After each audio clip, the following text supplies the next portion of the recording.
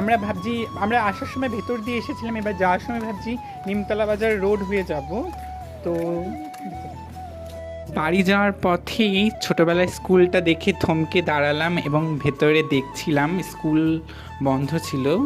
তো দেখছিলাম, মানে অনেক স্মৃতি রয়েছে, ক্লাস নার্সারি থেকে 4 অবধি এই স্কুলে পড়েছিলাম।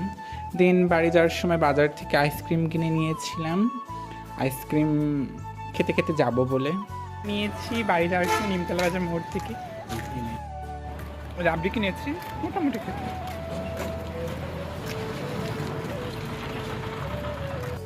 তো বাড়ি যাওয়ার পথে একটা আম গাছ দেখলাম, প্রচুর আম ধরে রয়েছে, বাট আমের মালিক ছিল না, তো আমরা চুরি করে আম পাড়ছিলাম।